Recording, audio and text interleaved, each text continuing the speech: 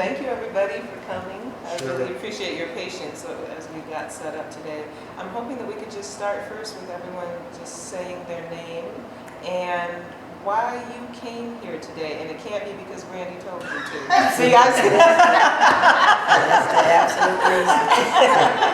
Or why do you think it's important to be here, even though you came here because she asked you to, but why is it important to talk about the history that we are about to talk about?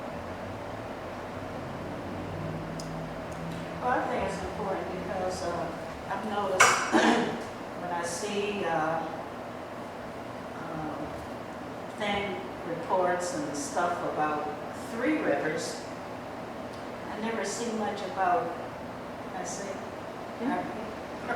Absolutely. I never seen them, they show pictures of different ones and all that, but I know we were here quite a while ago because my family was one of the first ones that came here. But I never see, anything about that. And will you tell us your name again? Lorraine Shelton. Thank you. Thank you. George Shelton. I think it's important. I just know it's just amazing how much Three Rivers has grown since we've been in 1950 and up to date. It wasn't like hardly anything there at the time. First came.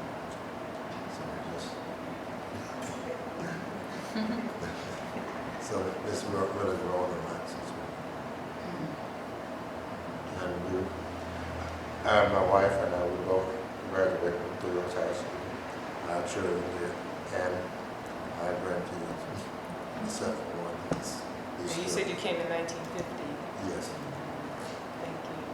We'll come back. That is not the last of my questions. Okay, I'm Angela Folk, and I was born and raised here in Three Rivers, so that's why I think it's really important to know the history of Three Rivers. I want it to be left for my children, I give them a little history, and then my grandchildren, great-grandchildren, so they'll know, where it started for me, because this is where it started for me in Three Rivers. I'm Jerry Humes, and I think it's important because for generations to come, I have grandkids and great-grandkids, and I think this will be good information for my great-great-grandkids. I am a big history buff to begin with, and I'm Brandy, the one that dragged everyone here today. Brandy Carson Peterson, and I just feel like it's really important that, again, the next generations understand Black history as a whole, and I take this history personal because my family is here, and I never really thought about how beautiful this place is. I grew up playing in my grandmother's backyard right off the lake, and you just really don't think about how great that is and the beauty that's surrounding you until you get older. And I was in the Detroit area, and I'm like, man, I just always wanted to go to the park, always wanted to go to the lake, always wanted to go to the river. And it's just amazing that we have all of that here. And I learned a lot from my mother. She was telling me how there used to be a resort out here, and I literally did not know that until within the past 2 years. So I just kind of wanted to open up that door, and lo and behold, God arranged things where you and I ended up connecting, and I'm here trying to help make this history come back to life. And I'll just say shortly, I've been focusing on Black history a long, long time. Archaeology projects, the Underground Railroad, and through all of that, one of the things that's really important to me is Black spaces. Where you said, can we say it? Yeah, let's. Please, let's say it. No. Everything is good that way, and it's so important because it seems like to me right now we're losing those places. That more and more, the places like Idlewild, or even places in Detroit or in Grand Rapids or in Three Rivers, that every day we are losing more space and more places. And so it's important to me that we gather those stories before we lose it for real, so that even if we do lose land, and I hope we don't keep doing that, but that if we do, we still have the memories so that we can pass that on to all the people that you're talking about, so that they can hold the standard that there's 1.5 miles of river that Black people own, that can be a standard for us. So that's why I do this, and this is part of a radio, video, documentary series that will result also in a book and hopefully a TV show and a radio show. But this is the first place that I'm starting, is here in Three Rivers, and we'll be doing work in Paradise Lake and Eagle Lake and Idlewild. But this, I think, especially because people don't know about it in the ways that they know about other Black communities across the state, it's so important to me that we start here at a place that people have been sleeping on for a long time. And so, Brandy, you opened up by saying why you're here, and you referred back to your mom telling you about stories of this resort. So I'm going to ask you, Ms. Folk, about that, this resort. Well, River Road always seemed like a resort to me because as a kid living on the lake, there were a lot of people that lived, that had homes there, summer homes there, and they would just come in the summer and spend time. And living on the lake, I seen go out back and I see a lot of water skiing and motorboats and all that going on. And River Road just came alive in the summertime. It was just so much going on there. My aunt used to have a little ice cream. Was it like an ice cream? A little store in the back, right there on River Road, where people would come, that were there fishing and stuff like that. They would go to her little store in the back, and it was like a resort. River Road was just like, a place that everybody came to go fishing, water skiing, and just relax and have a good time. So about what time period, without, you don't have to say your full age if you don't want to, but so what decades was this happening when you would see these folks coming? Well, I was born in 1956, so, and I was always, all I remember, my home was on River Road. And I know when I first came into the world, it was somewhere here in Three Rivers, I forgot where. But all I remember is River Road. I was probably, what, one, two. Yeah, so. Now I hear you say the lake, and then I think about the river too. Are these two different places? Yeah. Yes. So tell me what's this lake that we're talking about? That's Noah Lake. Yeah, and that's where I was raised on Noah Lake. That was right behind our home. So I don't know. It's just always, like I said, as a kid, all I remember in the summertime, it would just come alive on River Road. And where were these folks coming from? Like Chicago, Detroit, different areas like that. Mainly it seemed like Chicago and Detroit. Yeah. I'm assuming then you moved to Noah Lake. So if your daughter was born there, that means you were there. Why did you move to Noah Lake? And what is Noah Lake? Nobody knows about Noah Lake. Tell us about it. Actually, the first place I lived when I was here was just a few doors down the road, down the street And when here did you move here? in 1951. We lived at 416 Fifth Avenue, which is just, Wow. say, a few doors down. Oh, you were right around here. Uh-huh. Why'd you move to Three Rivers? We lived And from where? in Jones. Was the first place was originally I'm from Alabama, and we came to Jones from there. And my dad was looking for a larger place for his family because there's a big family of us. There's 10 of us, and someone at the church here had heard about us and heard that my dad was looking for a larger place, and just so happened that Mrs. Griffin at 416 Fifth Avenue, at her basement was renovated, and that's where we lived, in the park right there. Now, how old were you when you moved from Alabama? I was 14, In what part of Alabama? actually near Selma, Alabama. In fact, I just went back there just a couple weeks ago. So what was the transition like from Alabama, near Selma, to Jones in 1951 or earlier, right? When did you move to Jones? That was in 1950. So what was the difference between those two places? Super cold. Otherwise, it wasn't that much difference, you know. Just, unusually cold, and we weren't used to the snow. So then you moved to Noah Lake after Jones, and what drew you to Noah Lake? And what is Noah Lake? My husband's uncle owned that property, and we were married. We had a place built there. That's how I ended up at Noah Lake, and still there. Were there other black people who lived down there at Noah Lake at the time? At the time, it was probably just my uncle. Was there anybody else there I don't think besides so. Uncle Charles? Because they bought that property, I think it went from You don't know that Mud property? Hole all the way back Mhm. up to where. So your husband's uncle had all that land. You said from the mud hole down to where? To, I know at least, well, actually past there because they had their house. So, I can't tell you.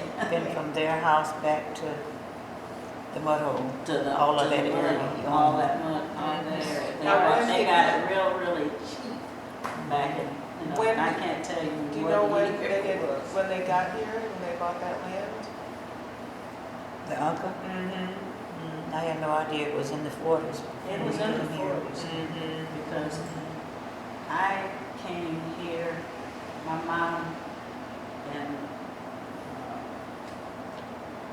we came here when I was about, I think I was about 5. Where'd you come here from? Chicago. Chicago. My mom, our father died, and she had 3 little kids, and Mary Brian told her that she should come up where Annie and Uncle Charles Johnstones, that was their name, Charles and Cornelia Johnstone, had bought property, and my grandmother, my mom's mom, had a little house built up on, we call Noah Lake Road. I don't know if it's still called that. Is it still called? Yeah, it's still Noah Lake Yeah, Road. still Nick, so up the hill, like, and so that's where we came and lived until my mom bought a house out on, it was Roberts Road now, it was Haynes Road, in 60. So your great grandmother had property here when you moved here as a No, child. that's my great, well, that would be That would be your grandmother's. my grandmother's sister. Your grandmother's sister. Okay. How long had she been here? How long had they been here? I have no idea. But does it seem like a long time they've been in the area? Or? I don't think so. I think in okay. the 40s. Mhm. Probably the mid-40s. 40s. So I keep hearing, it sounds like 1940s, that there's a wave of people who come here to Three Rivers. Why? Why do people come? I think because they found out about, the resort. They came from Chicago. A lot of people came from Chicago. And it was nice and peaceful. They liked to fish. They liked to party. Relaxing. Well, the party has come up so many times, I'm just going to bring it up, because I do study parties. And so you said people would come up here to fish, they would come up to party. Where did they party? At different people's At the houses. house. At our house. The George's house. Yeah, because we're right on the lake. Especially Yeah. on holiday. And then they had the Company. Crawford's cabins that's right down where they had built cabins, and they're still there now. I don't know how much use they get there. So those cabins were being used when you were coming up? Yeah, they were very popular. And again, black folks from Chicago, Detroit were coming and renting those spots. And I think that big house right next to Haiti and that, wasn't that a kind of The a... Wilsons. Yeah. That's the house Is you're that how talking much we're about. talking? That's a twin. Oh, so tell us, that's at Twin So that Pines was Resort. like what do they call it? I Like don't a know. speakeasy type of like a place. Well, I don't know, I'm trying to figure out. Are you talking about the place that people used to come, the resort, that the Haycox spot? Is that what you're talking about? Yeah, I think so. Tell us. I mean, it's hard because. Let us it was not just tell you what you're little. talking Yeah. about. Tell us. Most of the stuff I remember is kind of more personal. Like I remember my aunt and uncle, my great, what they do, my grand aunt and uncle bringing my great grandmother up here, and when she was quite up in age, and as I recall, I think she passed away up here. But for us,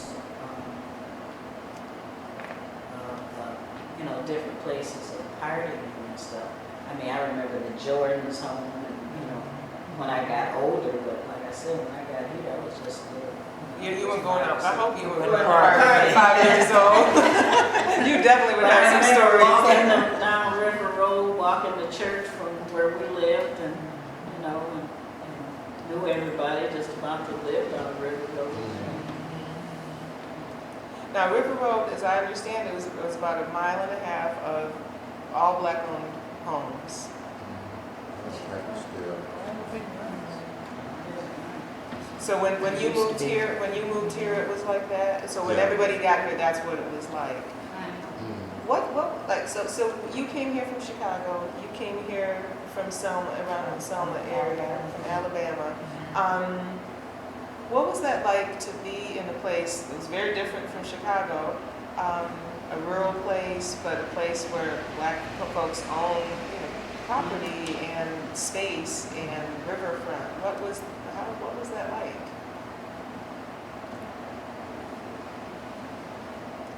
Do you like say from going from someplace from Chicago, like Chicago, but although you were little, you were 14 though. And so the situation for black people in Alabama in the 50s, was that different here in Three Rivers? And how so? It was segregated in Alabama. I thought it was that way all over the world, But I don't have any bad memories from Alabama at all. Just that we went to separate schools, and the white kids that lived in the neighborhood, we played together, just like we did here. But we just went to separate schools and separate churches. So then, go ahead. I was going to say, I think people really, when they found out about Three Rivers, it really was popular, not only for, the resorts and the laid-back atmosphere and all that, but a lot of people moved here, and bought homes and stuff, and after they retired, it was a good place to come after you retired from your job and moved up here, and they had established their homes already because they were coming back and forth, when they were on their vacations and stuff. So people would come up and kind of check it out over the summer, and they would stay, and then gradually just move here. Right. So there would be pockets of people that were here that were just coming for the summer, and then did it start to grow then from the 1940s? In that way, a lot of people would be here. I still want to hear about these parties. So you said they took place at people's houses, your house for sure, because you were on the lake. So tell me about who would come to these events? What were they like? You don't have to give any down and dirty details, but There wasn't any. Okay, well, good. Not at my house. It was more like Family family. gatherings. Yeah, Just, sit around, really tired, barbecues. barbecue. No wild Music. parties. No wild parties. It's more like a kind of family get together. How often would they happen? Every holiday. Every holiday. Not during the summer or year round? Basically during the summer. So you hit Memorial Day, then all those. 4th of July, Labor Day. And how, family, you'd have family here in Three Rivers, but for these events, you have people come from other places? Basically from Chicago. So you do have family in Chicago still. And then the mud hole. I want to hear about the mud hole. What was the mud hole and what used to go on at the mud hole? Well, from a little girl, the mud hole was like a little beach. That's where we all went. So it was We went swimming and stuff like that. But as I became a teenager, then it was more like a place that we would all get in our cars and we'd meet at the mud hole, and we would have a little Boone's Farm and It's a little, little wine. actually, it was a little hot out. just have fun. You know, some would swim, you know, some would we just hang out and just have fun. But the bad thing about that was, because my mom, where the mud hole is, it's like the backyard at my mom, she could look over Oh, so and she, see the mud hole across the lake. So one particular night, we were all there and we were partying, we were having fun, and my mom said she heard all this noise and stuff going on down there at the mud hole. So when we got done partying and stuff at the mud hole, my friends dropped me off at home, and she noticed that when we got dropped off at home, me and my sister, all the noise ceased. So she knew we were down at the mud hole party. But that was our spot. Yeah. that's how you got busted. Mhm. So was there music? Was there food? Like, would you how We would have, you know, of course, our 8-tracks back then in the car, and the music going on, having music going, and we just laugh, have fun, you know, just having fun. That was just, we all parked down here and just socialize. about how many teenagers would you say would be there? Sometimes it'd be probably good 15, 20 of us down there sometimes. And when did that how did that stop at a certain point, or It seemed like as I got older, it went from the mud hole over to, what do they call it, on the other side, public access is where they Call it started. the underground. The underground, that's what they, yeah, but that's what it was, the public access, but they called it the underground. And then they, that was kind of a younger generation under me, and then they kind of transferred over there, you know. So I was older then, so I really didn't hang out at the underground. We did the mud hole.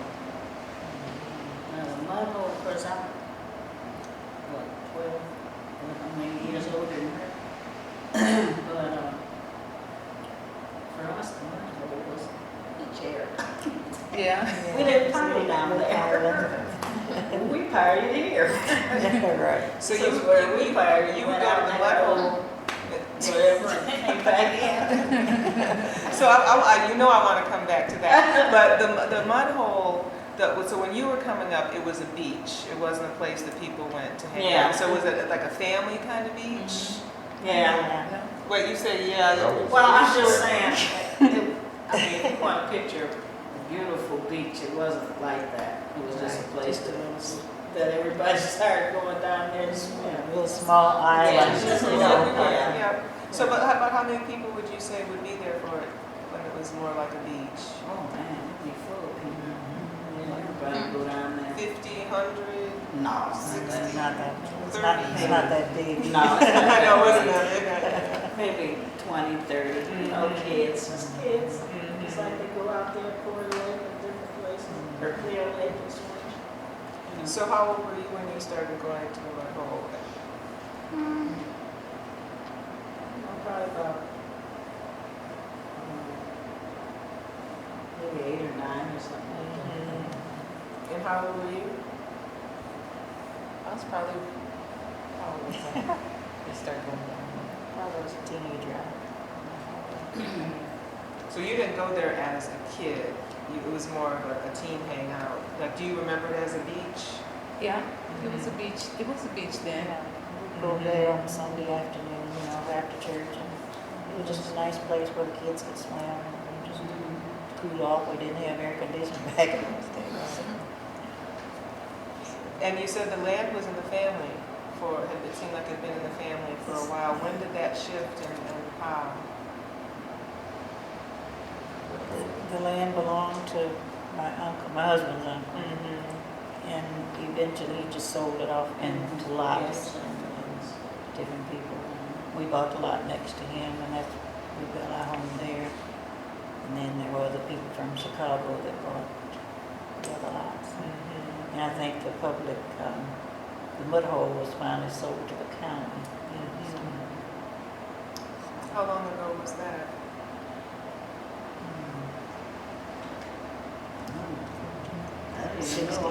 I know it was sold eventually. When you all were going there though, was it in the family? Or had it been sold to the county yet? I think Charles still owned it then. Did he still own it? I think so. I was just a little girl. So we want to figure that out. So you don't know when you were going, if it was family land or county land? Is it still family then? I believe it I was think, family. yeah. It was used for a lot of things. 'Cause actually, the churches used to go back there and baptize. Oh, wow, really? This is when you were coming up or Yeah, and my like teenager and 20s? young adult. So baptisms took place there, people hung out there as families. And so would the churches make arrangements, so this was your family land, would the churches make arrangements to be able to use it? Or would they, how did that? I'm sure they asked permission, you know.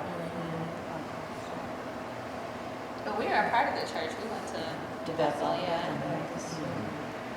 So was it mostly family members that were hanging out there? Or friends and When I family? went. Right. And did you know it was family land? Pardon? Did you know it was family land?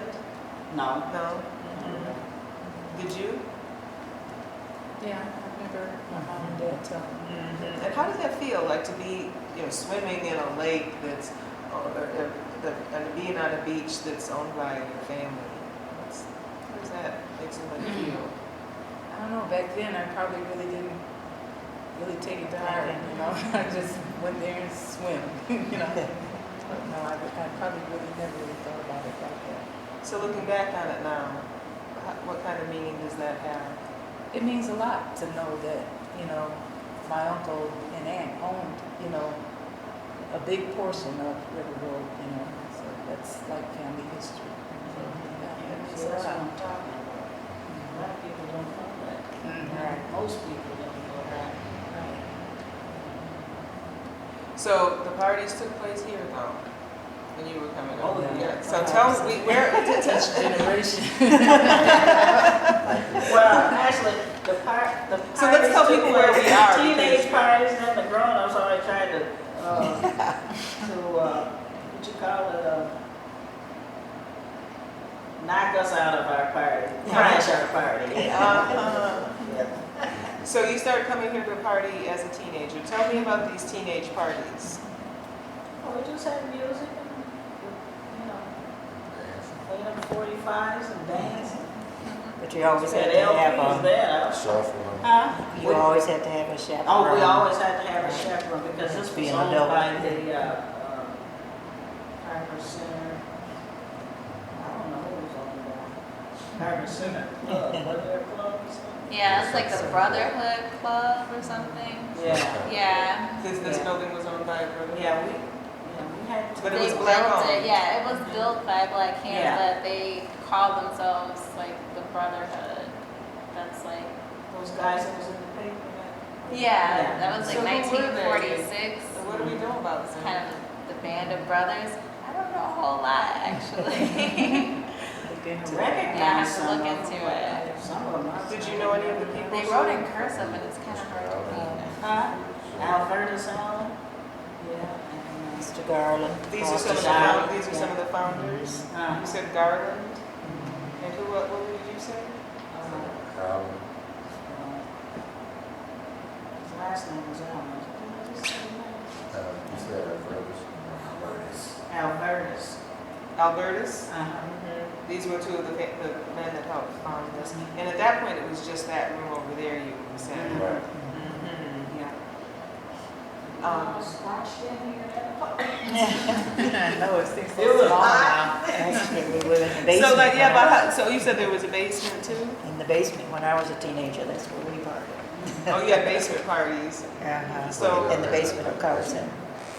So what was going on at the Yeah. parties? Now, were these grown people parties or teenage parties? Teenagers, we just get together, you know, on weekends. Like I said, we always had to have a chaperone, you know, just So that seems like it gave teenagers something to do. Just some place to go. Mhm. How did, I want to come back to the resorts and, you know, the people who would come here to stay or to visit. How did that affect the economy here in Three Rivers, and how did it affect the economy for Black people? Were there Black businesses that you talked about the ice cream shop behind? I didn't know what was it behind? It was my uncle, the one that owned a portion of River Road. It was behind his home. Behind his home. So, and it would serve, so people that would be coming to stay would go frequent that They would, business. yeah, I guess when they were here fishing and doing things like that, they Carol would Scott, man, that's- stop there. They had like a circle driveway. You come in, you go all the way around, and come back out the other end. What other Black businesses that were here that seemed like they were serving the population that was coming to visit? Was a man named Aaron Slaughter, who used to have a restaurant uptown. Most of the teenagers went there for lunch. In a restaurant downtown? Yes, over by the, was a bridge, close to the bridge. You know, And when was this? was it in the 50s? For about how long was that restaurant around? I don't know. I don't think it lasted that long. I think just most of the teenagers went there. Take it. I think just most of the teenagers went there for lunch when they was. Oh, okay, so these were they for teenagers that were here, that live Right. here in town? Right. Were there any special businesses or services that people provided for these, you know, these summer families that visit, like fish, because fishing was big, right? Were there any businesses that served those folks? So I don't know. the only Black-owned business I remember then was Crawford's Cabin. Right. So tell me about these Crawfords. Who were they? Where did they come from? I have no idea if they were here when I got They here. were, so they were here when you got here in the 50s, early 50s. Were they here when you got here too?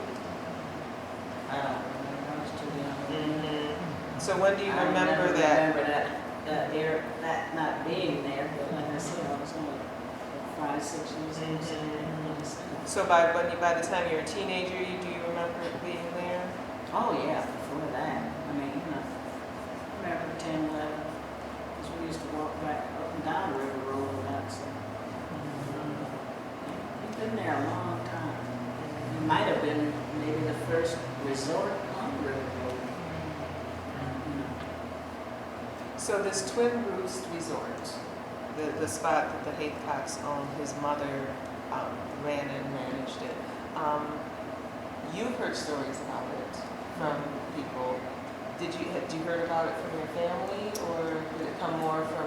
Well, it's really funny because it was after you and I connected, and my mom had told me about resorts on River Road, but I don't think she was even referring to Twin Pine Roost. But I had a patient that came in, which was Mr. Haythcock, after we had talked, and I saw that he was like 94 years old, and I just decided to ask him if he knew anything about it, and lo and behold, it was his parents that ran it. So that kind of came out of nowhere. And so you sat in on that first interview that we had with Mr. Haythcock, and you talked to him several times. Yeah. It seems like since then. Tell us what you know about Twin Pine Roost. He told me that they had at least about 20 boats or so out there, and that people would come from Chicago, Detroit, Ohio, and that basically they had cabins and places for the people to stay, pretty modest, and that they would serve food to people. They had like a little cafeteria or some way of serving food to people, and that's pretty much most of it. But I guess they had the business for a very long time. And I think he mentioned something about renting boats. Yep, they would rent out boats, and Oh, yep, and they had a little outhouse where everybody could go to use the restroom when they needed to. And, oh. yep. And he used to help his mother. She was the one that pretty much Yeah. ran the business for the most part. And so what does that mean to you? Coming back to Three Rivers, you've said that it made you helped make you understand why you had this impulse to get by the river, the lake, and the trees when you were on the east side of the state. But then you came back. Why did you come back? And what does finding out all of this history, these layers of history mean to you right now? What do you want to do with it? Well, first, Three Rivers to me, I thought, oh, Three Rivers is kind of a drag, and didn't really want to be here because I was more into the big city. And then as I got older, I really started to value, nature more, and I've always loved, being at Mama and Papa's house with my grandparents, and I ended up getting an apartment off of a lake, and I was just like, oh my God, I love it, this is me, and, I never really realized, how much I enjoyed the peace of, being off of water, and the opportunity came for my husband and I to come back home to be closer to family, and we decided to take it.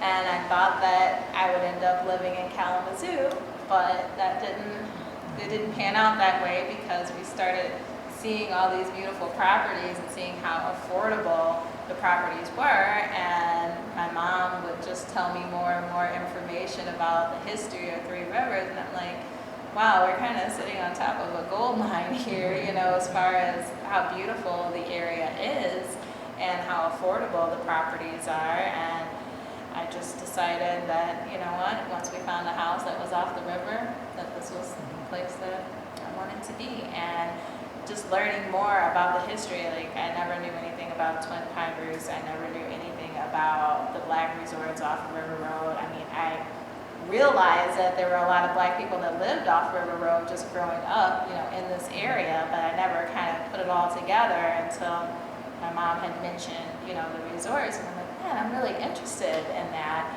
And that's when I was preparing to have a meet and greet with Yolanda Lavender from the Black Arts and Cultural Center in Kalamazoo, and I sent that email out to the what is that? The Black Society. Well, it used to be the Southwest Black Historical Society, and now it's the Society for History and Racial Equity, SHARE. Okay. Mm-hmm. Yeah, so I found one of the archives where it was the Southwest Michigan information, and so I just sent the email to a random person saying I wanted to learn more about the Black resorts in Three Rivers, and just to find out more history, so that once we invited people here from Kalamazoo, we could share some of our history, because so often when I say that my family's from Three Rivers, people respond to me and they say, oh, well, are there any Black people in Three Rivers? And I'm like, yes, there are Black people. My family's from Three Rivers. There's a lot. We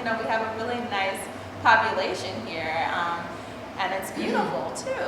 And so I just wanted to be able to invite the people here and to be able to have more history to share with them, and then everything just kind of came together with you and I running into each other. And then, 2 weeks later, they forwarded that email that I sent to them to you, and we're like, wait a minute, we're meant to do something.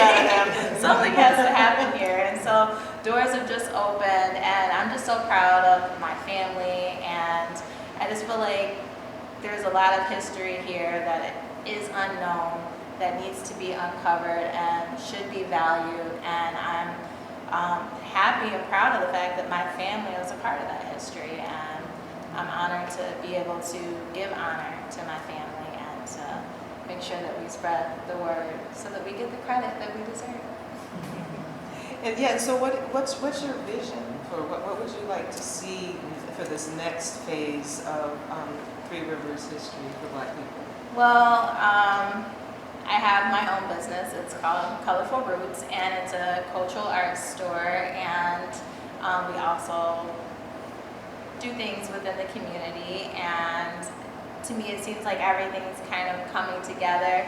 In a perfect world, I would love to be able to purchase these properties and revive the Black resorts, because really aren't a lot of Black resorts that I'm familiar with. I know of none, and I didn't know of any of these that existed from the past either until more recently. So I would love to be able to purchase properties and to have rentals for people to come here from Chicago still, from Detroit, from all across the U.S. really. I mean, I know with Idlewild, Aretha Franklin used to go there to perform, and Madam C.J. Walker used to have her home there. So Michigan was really a big place, and I don't think a lot of people realize how much Michigan has contributed to Black history and how much, liveliness we've given Black history. I mean, because Idlewild, the movie, was based upon Idlewild in Michigan, and most people don't know that. Because in the movie it says it's Georgia, but They didn't do a very good job. You didn't do. They didn't do a very good job of it either. right. So I would just love to see that come back. I mean, it sounds like a beautiful time, a beautiful era, and I would love to be a part of something so beautiful. And I feel like Black people deserve to have resorts like that again. And I don't feel like anything is impossible. So one of the things that people said is that the reason that these Black resorts started to decline is because integration happened. And that we didn't have to have separate spaces where we felt safe or comfortable. Why do you think, is that the case? Now we can go anywhere. Why do we need Black places, Black spaces, Black resorts? Now I'm playing the devil's advocate, I think. Because I haven't answered myself, but I want to know, do we need that anymore? Did we gain anything by having more integrated spaces, and did we lose anything by that happening?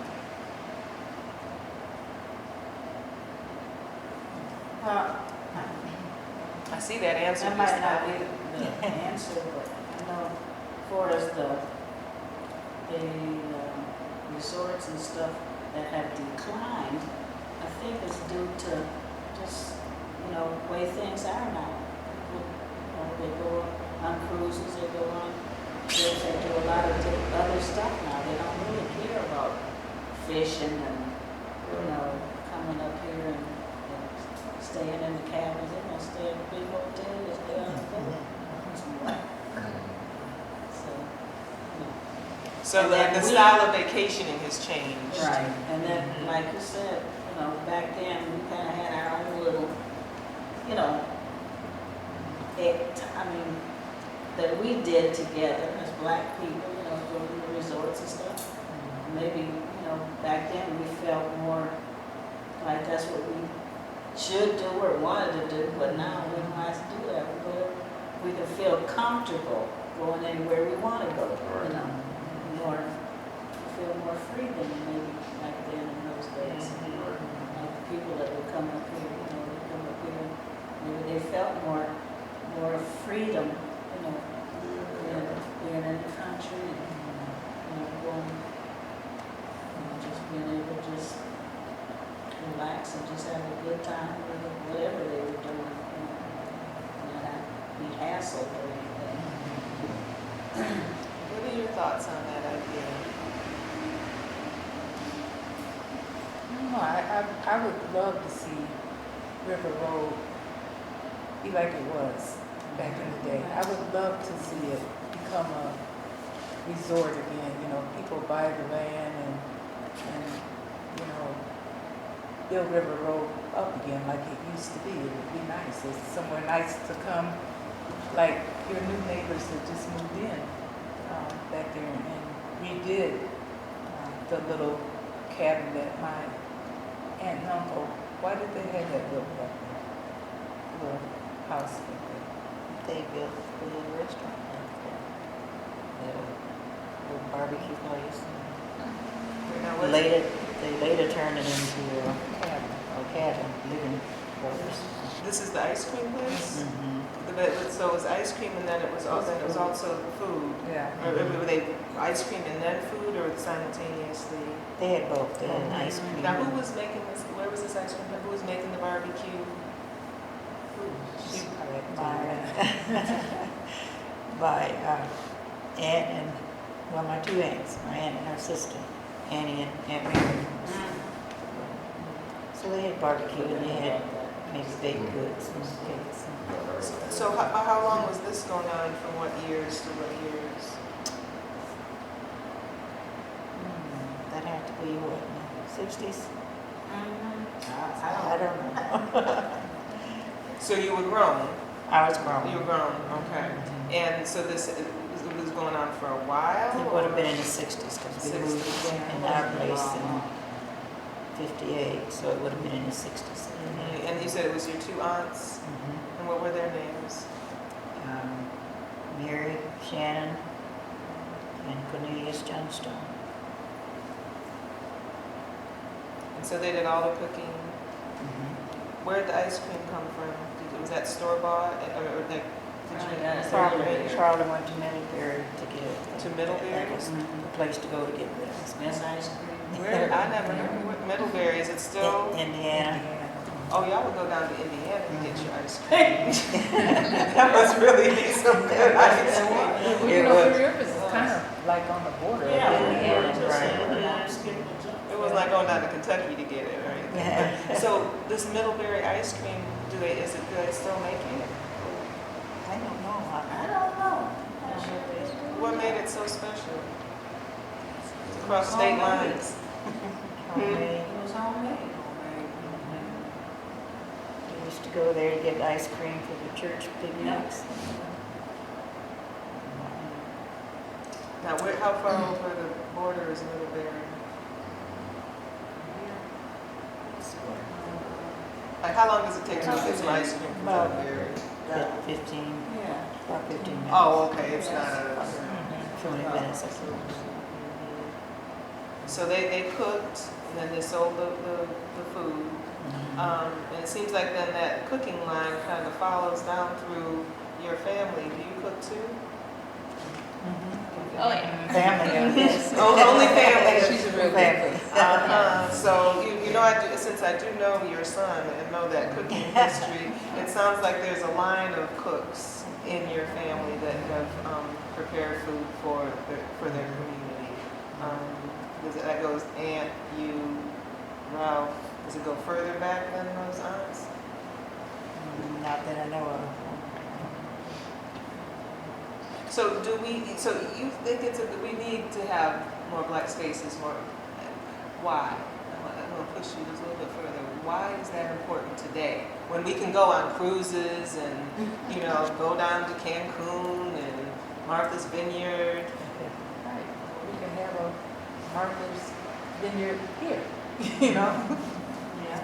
We can develop the same thing, to offer to people that go to all these different places for that. We could offer that here, Create employment. We would have our own employment if we had our own businesses. So when, you're how old? I am 36. 36. You grew up in a time period where, like people can go anywhere. Right. Mhm. So why at 36, after growing up all this time, being able to go anywhere you want to go, why would you want to just have all black reserve? Well, I see the value. I mean, when I look at other cultures, I see other cultures have targeted businesses that they bring to the wider communities. I see them having their own community centers and having things for them and their children. And I just would love to see Black people, especially since we have, a large population, to be able to have things for our community and for our kids. And I feel like our kids don't have enough pride in themselves because I don't feel like we are creating enough for them to have that pride. And I think part of the reason why I have the confidence that I have is because I come from a family of people that have had businesses and restaurants and have land and have strong relationships and marriages. And I come from a place that has a community amongst Black people, and my family, we get together and we have that love, and I see that dwindling, and I used to always think that that was just a staple and everybody had that. And as I got into the world and developed different friendships with people, I saw that a lot of people don't have that type of upbringing and that kind of community feeling that I grew up with, and that pride, you know. So I just feel like we are doing a disservice to our children and our community if we don't start producing things and opportunities for them to have some kind of pride in who they are, or even with this to at least let them know, you know, about their community and what people in their community have done in the past, and we need to do things in the future. We should be represented just like anyone else, in my opinion. I see you nodding your head. Oh, no. No, you're not nodding your head? Okay. When we're talking about business and stuff, I gotta say, my aunt was a beautician and had a business for how long, Aunt Jerry? Years. 80, I opened my business in 1980. And I retired in 2013. Oh, so 23 years you had a business this year. Where was your business? My first shop was at 131. Kentucky Fried Chicken. It used to be back at Kentucky Fried Chicken. It used to be the old Ramona Motel, and I had 2 rooms in the motel. So had you been doing hair for a while before that? I worked in Sturgis for about 14 years before I decided to open my own shop in 3 years. So what prompted you to open your own shop? Just tired of driving back and forth to Sturgis. And did you already have some clients here in Three Rivers when you opened shop here? I used to do hair like in the kitchen when I was a teenager, you know, until I started beauty school, and then of course I couldn't do that anymore. So, like I said, I worked in Sturgis for 14 years, and I wanted to be home closer to my kids because I worked in Sturgis, and then of course they were teenagers then, and I wanted to be nearby, so I opened a shop here.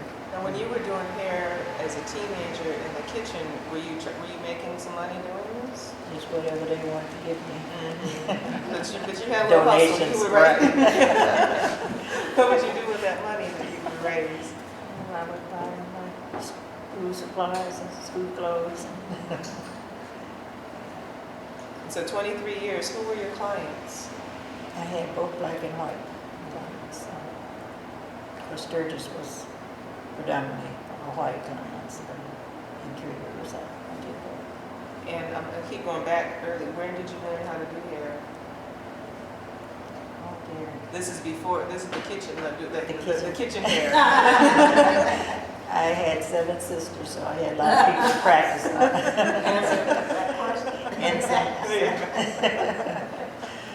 And you just that was something that you I liked just to love do to do it. always. Yeah. Do you still do hair? No, I retired and You said when you retired. I retired. She retired, she won't even do our hair. She had a hard time retiring because she had a lot of people with her from 1980 to some of the ladies 2013. I did, yeah. Now, did you have somebody you passed them on to, or did they just leave a big old hole here in Three Rivers? Mhm. Basically, you know. She has a granddaughter that's a beautician. Yeah. Oh, really? So professions get passed on in the family. Now, business. Now, I hear that. Did you have any little business gigs going? Or? Me and my sisters, we kind of do catering, you know, You said, wait, we kind of do catering. kind Is she of. being modest? well, we're good, but we just haven't really kicked it off like we probably really should, you know. But yeah, and Harmony Fest, they kind of called us the Cupcake Ladies because we would do our cupcakes at the Harmony Fest, sell cupcakes. So, So you could cook it around too then? yeah. It's just not your brother who's the cook? No. We all have it in us, you know. It's just, our family is just like a cooking family anyways. We always come together and everybody has their specialties, like Aunt Lorraine is potato salad, the potato salad lady. You know I'm hungry, so let's get through this part real quick. I'm just playing. So potato salad, your specialty. What's your specialty? Mine's is the cupcakes and the baked beans. I like to do the baked beans for everybody. So, yeah. And mom's is the Macaroni and cheese and dressing. Yeah. You got a specialty yet? No. It's not yet. I don't know Sounds like if we this need is- a recipe. I definitely guess not, but it is history.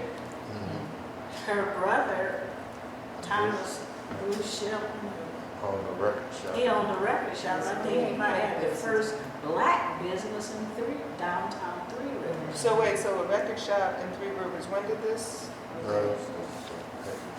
Mid-70s. 70s, 80s. And who was this? This was your My brother. What was his name? Or what is his name? Thomas, he passed away. Thomas Shelton Jr. How long did this record store take place? Till he passed, actually. So a couple of, No, he was kind of in the beauty business when he Yeah. passed. That's right, he sure like, was. beauty 10 supplies. years? Sure was. Probably maybe a little less than 10 years. And so he was selling 45s, LPs, and then you said he got into beauty supplies? Yeah, he was selling beauty supplies. Was that because of your business? Was he trying to? Might have had an influence. Yeah, kind of was something like that. The kids used to go to. Well, yes, he had this one shop after that the kids used to go to that. Over After Yeah, the record shop? right. I can't think of what they would go like play. Not video games, before video games. Before video games came. Like ping pong. This was Thomas's place? Right. So it was first he did Right. the record store, and then the beauty. Now, did he do records and beauty supply at the same time, or did he? Okay, Records were first. records first, then beauty supply, and then what was this business? What was this? It's like little teenagers with a little play, pinball machines and stuff. Recreational. How did that affect the Carver Center? Because this was a place where teenagers would But come. I think that was after they started coming to the Carver. After the Carver Center, kind of, more. So when did the Carver Center start to shift from a place where teenagers would come to?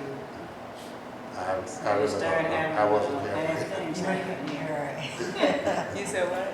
And we started having some really bad things started happening here. I think that's when they closed down the parties and stuff. And then two teenagers had cars then, so they Right, would go it to was a Kalamazoo. different time. They didn't all coming to the same. Like We didn't have Memphis. anywhere else to go. Right, didn't have any choice. Well, I had a friend that had a car right. I went out of town, right? Like in Cass. So Ms. Hughes, what's your vision of what could be next for Three Rivers and River Road and Noah Lake and Mud Hole? Could be anything you want it to be.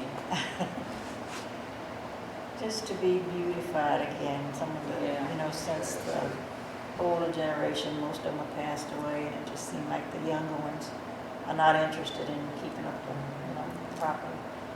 River Road used to be a beautiful, beautiful place. I would say, I'd like to see it beautified again. Anybody else? What's your vision? I've heard you love the new Marcus Venue. Forget Marcus Venue. It takes a long time to get there. Nancy's Vineyard. Ooh, I like that. What would you like to see, both of you, for the future? I agree with Diane. I just like to see it beautified again, because because back in the day, it really was. Everybody took pride in their property and really kept it up. You know, and I guess I'm just kind of emotional person, but when I see what I see, you know, it just kind of does something to you, because you know, that was you grew up in Right. that Right. atmosphere, and you saw how it was, you know, you didn't see how it is now. It's not like that anymore. It's kind of sad when you come down River Yeah, Road it now is, it is sad. and you It is think sad. about what it used to be Right. and what Right. it is now. Right. It's not the same. It's You not know, the same. so it is. It's kind of sad to see it. Well, how do you feel about Brandy's enthusiasm? Because she's about to I love put it. Three Rivers back on the map. I love it, and she would do it. she would do it. But yeah, it would be nice to see, you know, black-owned, you know, property on River Road again. You know, Or just anybody on there. Right. As long as they That's kept what it up. you know. That's what she did with her home, Right. She took that, they took that home and just made it beautiful. It Mhm. wasn't beautiful when they did Right. Right. And if you can get more of that, you know, to Right. bring it, you know, bring it back to where it used to be Right. again. Is that, How many costs that's gonna? yes, is that, do we know where that's coming from? Something over there